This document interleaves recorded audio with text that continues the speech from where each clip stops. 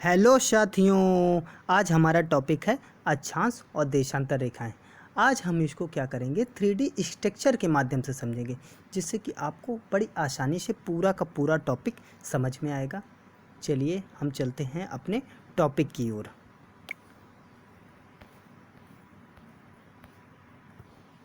चलते हैं, देखते हैं।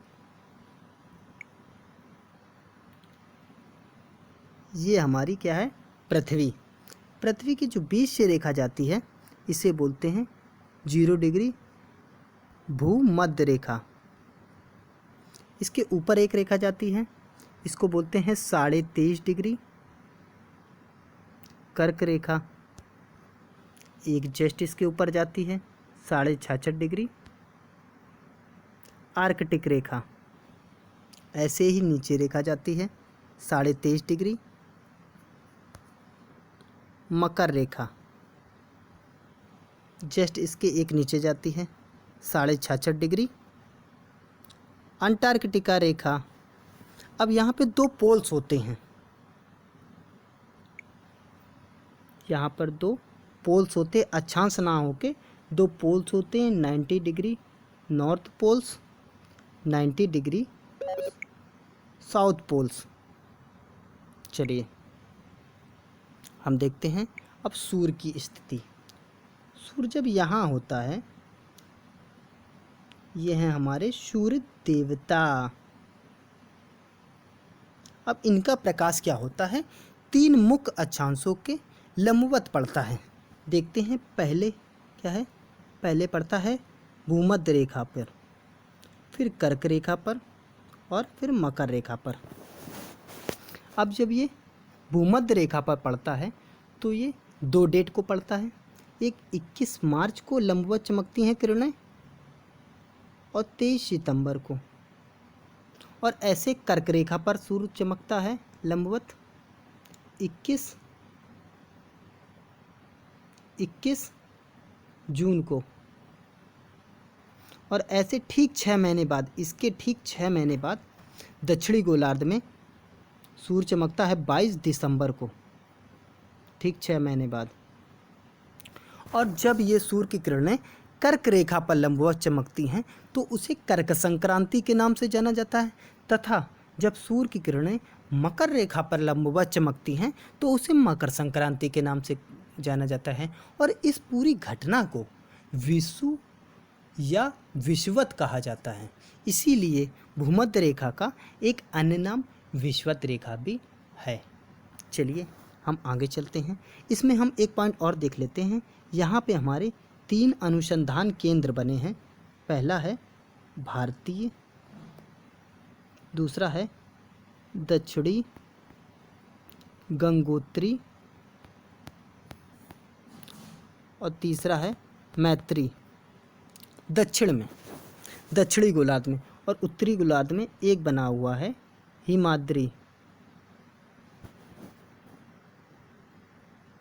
हिमाद्री अनुसंधान। ओके, चलते हैं। इसमें से अगर हम क्वेश्चन की बात करेंगे, इसमें से जो क्वेश्चन आते हैं वो ये आते हैं कि भूमध्य रेखा पर सूर्य की किरणें कब लंबवत चमकती हैं। जो भूमध्य रेखा पर सूर्य की किरणें हैं 2 दिन लंबवत चमकती हैं, एक 21 मार्च और 23 सितंबर।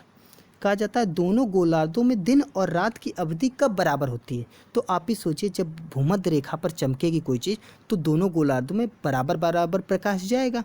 तो यानी कि 21 मार्च और 23 सितंबर को पूरे गोलार्ध में, पूरी पृथ्वी पर दिन और रात की अवधि बराबर होती है।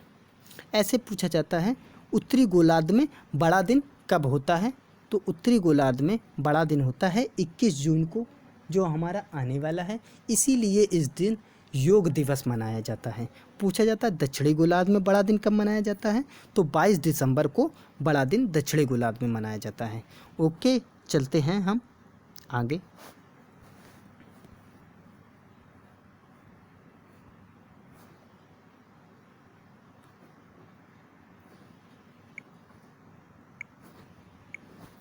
अब देखते हैं हम पृथ्वी का 3D स्ट्रक्चर।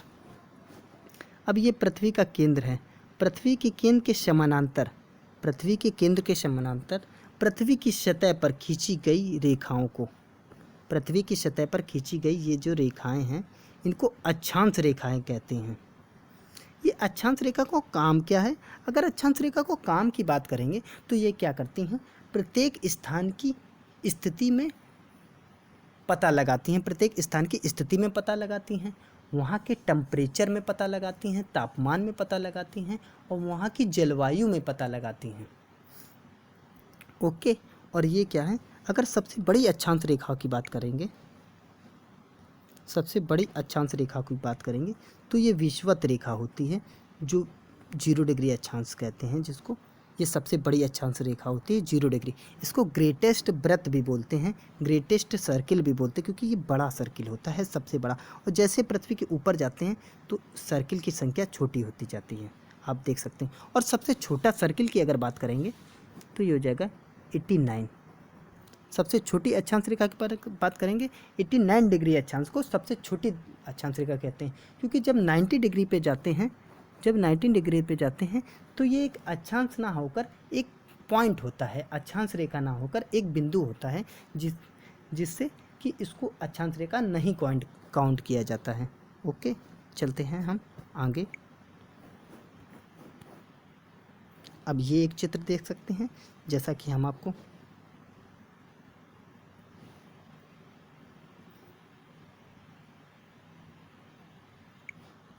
हम आपको पहले बता भी चुके हैं इसके बारे में। ये 20 से जाती है उसे भूमध्य रेखा कहते हैं 0 डिग्री। ये जाती है 23.5 डिग्री पर जिसे कर्क रेखा कहते हैं। ये जाती है 66.5 पर जिसे आर्कटिक रेखा कहते हैं। और एक ये जाती है मकर रेखा कहते हैं इसे, और एक यहाँ से जाती है, इसे बोलते हैं अंटार्कटिका रेखा। और जब सूर्य की किरणें हैं, यहाँ मान लीजिए सूर्य है, अब ये सूर्य की किरणें ये लंबवत पड़ती हैं इस पर, इन तीनों पर, इसीलिए इस क्षेत्र को क्या बोलते हैं, उष्णकटिबंधीय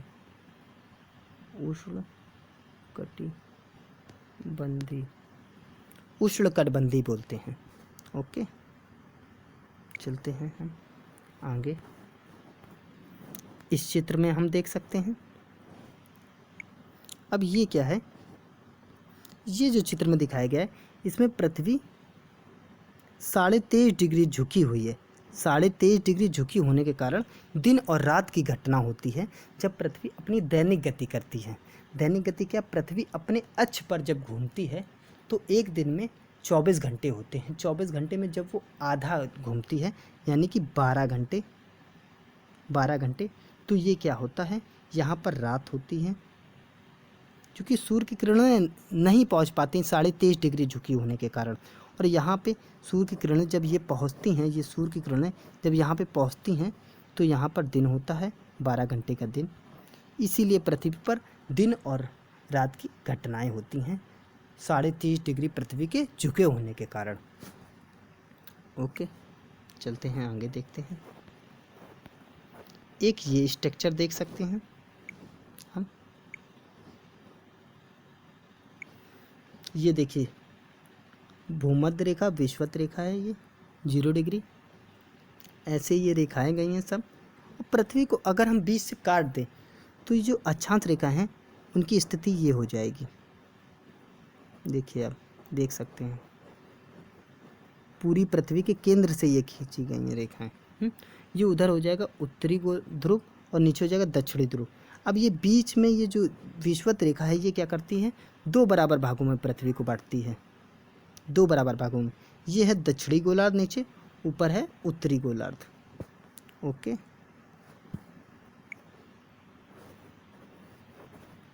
अब देखिए हम अक्षांश रेखाओं की बात करते हैं यहाँ पे।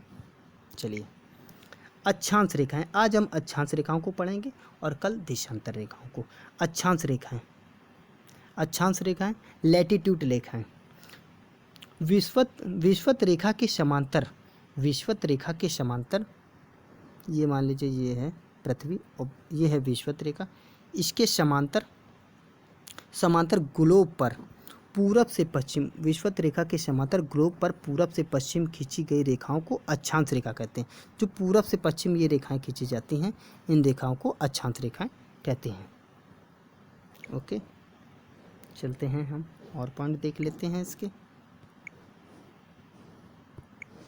अब इसमें कह रहा है विषुवत रेखा से उत्तर की ओर 1-1 डिग्री। अब ये विषुवत रेखा मान ली, इसके उत्तर की ओर, जैसे उत्तर की ओर 1-1 डिग्री हम चलते हैं तो 90 डिग्री अक्षांश रेखा प्राप्त होती है। जब हम उत्तर की ओर 1-1 डिग्री चलेंगे यहाँ पे तो 90 डिग्री प्राप्त होगी। इसका यही अर्थ है, ये जो कह रहा है इसका अर्थ यही है।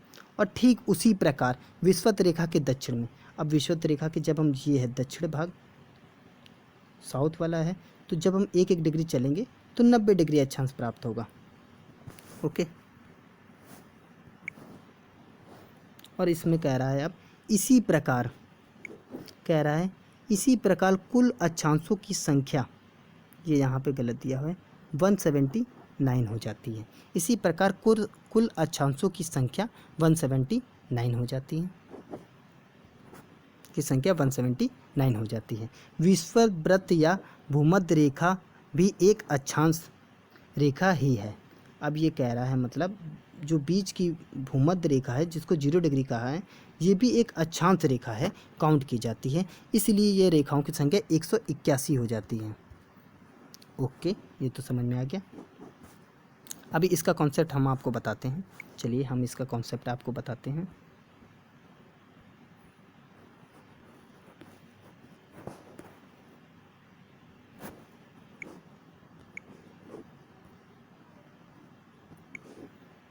ये मान लीजिए हमारी पृथ्वी है। अब ये पृथ्वी के ये हो गए 0 डिग्री अक्षांश, ये क्या हो गई भूमध्य रेखा।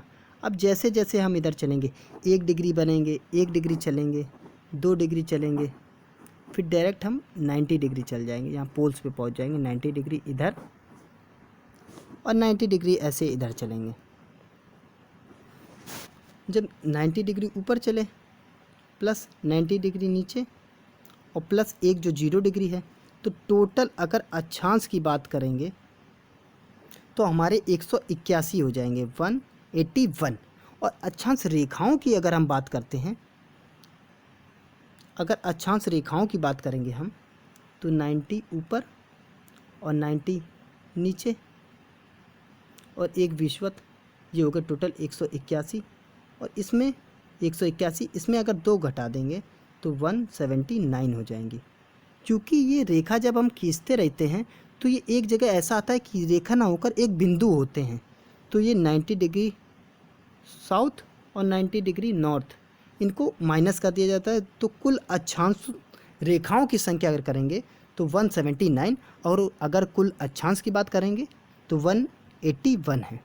ओके, यहाँ समझ में आ गया आपको। चलते हैं हम जहाँ थे हम।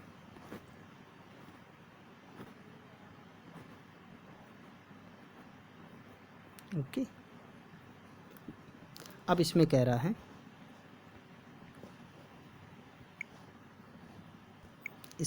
है कि 2 देशांतरों के मध्य 111 किलोमीटर की दूरी होती है। अब ये देखिए, ये मान लीजिए पृथ्वी है, पृथ्वी में 1 डिग्री 0 डिग्री से जैसे हम 1 डिग्री चलेंगे, जैसे मान लीजिए 0 से हम 0 से चले, 0 डिग्री से 1 डिग्री हम चले, तो इसमें क्या 111 किलोमीटर की दूरी आएगी बीच में। 111 किलोमीटर की ये जो दूरी होगी, ये 111 किलोमीटर की दूरी होगी। विषुवत वृत्त 0 डिग्री अक्षांश को प्रदर्शित करता है। जो विषुवत वृत्त है, ये पूरा जो वृत्त है, ये 0 डिग्री अक्षांश को प्रदर्शित करता है, क्योंकि ये पृथ्वी के केंद्र से 0 डिग्री का कोण बनाता है, इसलिए 0 डिग्री अक्षांश को प्रदर्शित करता है।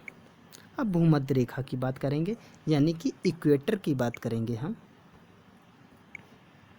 भूमध्य रेखा यानी कि इक्वेटर, यदि एक काल्पनिक रेखा द्वारा पूरे पृथ्वी को क्षैतिज रूप से 2 बराबर भागों में बांट दिया जाए तो उस वृत्तीय रेखा को विषुवत वृत्त रेखा या भूमध्य रेखा कहा जाता है। अब इसका भी हम अर्थ समझते हैं। जैसे मान लीजिए ये पृथ्वी है और पृथ्वी के 2 बराबर भागों में बांट दें तो इसको विषुवत वृत्त कहा जाएगा। ये पूरी जो रेखा होगी ये पूरी विषुवत वृत्त का काम करे, क्योंकि ये पृथ्वी को क्या कर रही, 2 बराबर भागों में बांट रही। जैसे हम बता चुके थे आपको, ये नदर्न हेमिस्फीयर है, और ये सदर्न हेमिस्फीयर है। उत्तरी गोलार्ध है ये वाला हिस्सा, और ये वाला हिस्सा दक्षिणी गोलार्ध है। ओके, अब और आगे चलते हैं।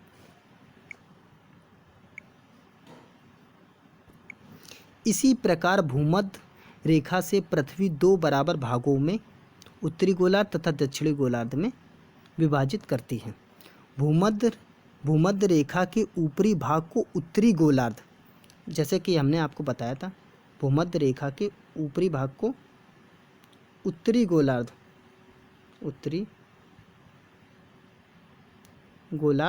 तथा नीचे वाले भाग को दक्षिणी गोलार्ध।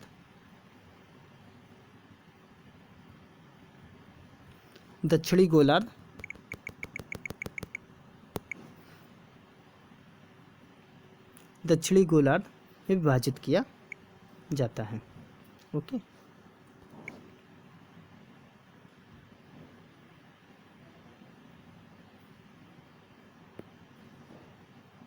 अब ये कह रहा है, यहाँ पे ये कह रहा है भूमध्य रेखा के उत्तरी भाग को उत्तरी गोलार्ध तथा दक्षिणी भाग को दक्षिणी गोलार्ध कहा जाता है। ओके, चलते हैं आगे। भूमध्य रेखा के एक वृत्त रेखा ही होगी जो पृथ्वी के चारों ओर घूमती है, उसे वृत्ताकार पथ भी बोला जाता है। ये भूमध्य रेखा है, ये भूमध्य रेखा क्या पृथ्वी के चारों ओर घूमती है, इसलिए इसे भूमध्य वृत्त भी बोला जाता है।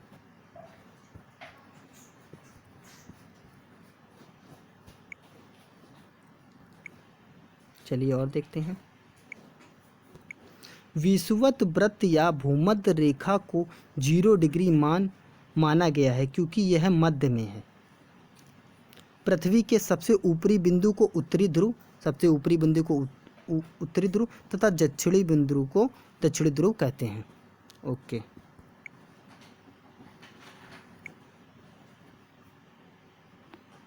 कुछ मुख्य अक्षांश की बात कर लेते हैं। अब इसमें कह रहा है कर्क वृत्त अक्षांश रेखा के धरातल पर उत्तरी गोलार्ध में विषुवत वृत्त से 23.5 डिग्री का कोणीय दूरी पर खींची गई काल्पनिक रेखा है। सही है। मकर वृत्त धरातल पर दक्षिणी गोलार्ध में विषुवत रेखा से 23.5 डिग्री कोणीय दूरी पर खींची गई काल्पनिक वृत्त है। सही है। आर्कटिक वृत्त धरातल पर उत्तरी गोलार्ध में विषुवत रेखा से 66.5 डिग्री पर खींची गई दूरी पर खींची गई काल्पनिक वृत्त है। सही है। आर्कटिक धरातल पर दक्षिणी गोलार्ध में विषुवत वृत्त से 23.5 डिग्री खींची गई कोणीय दूरी को काल्पनिक वृत्त कहते हैं। ओके, चलिए और आगे बढ़ते हैं। आप ये एक चित्र देख सकते हैं जिसमें कि दिया हुआ है पृथ्वी कैसे कैसे गति करती है। अब पृथ्वी यहाँ पर है तो ये आधे भाग को इतने भाग में दिन की घटना हो रही, इतने भाग में रात की। अब ये पृथ्वी यहाँ आ गई, फिर यहाँ आ गई, फिर यहाँ पहुँच गई। ये पृथ्वी की क्या है? परिक्रमण गति। इसको बोलते हैं परिक्रमण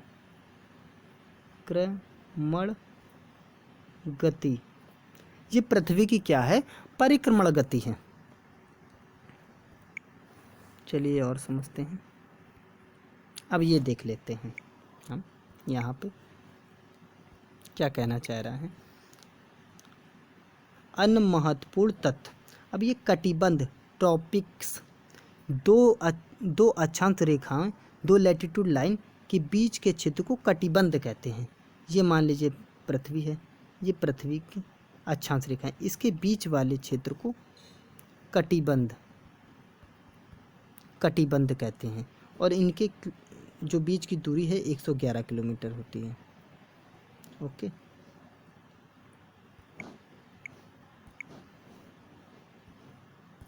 अब ये कह रहा है ग्रिड 2 देशांतर रेखाओं, 2 लॉन्गिट्यूड रेखाओं के बीच के क्षेत्र को ग्रिड कहते हैं। अब आप इसमें समझ सकते हैं। ये मान लीजिए पृथ्वी है, पृथ्वी की ये जो देशांतर रेखाएं हैं इसके बीच वाले क्षेत्र को ग्रिड बोलते हैं। ग्रिड, इनके बीच की दूरी होती है 111.32 किलोमीटर। ओके, इसको बोलते क्या है? ग्रिड। ओके, ये एक आप चित्र देख सकते हैं पृथ्वी का, ये सूर्य है। अब ये सूर्य की किरणें यहाँ पड़ती हैं, यहाँ ऐसे ऐसे। अब देखेंगे हम जो पोल्स जो होती हैं, पोल्स पर 6 माह रात होती है और 6 माह दिन होता है, दिन की घटना होती है। ओके,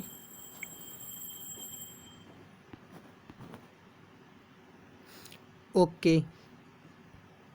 आपको ये वीडियो कैसा लगा? अब इसके अगले पार्ट में हम पढ़ेंगे देशांतर रेखाओं को। आज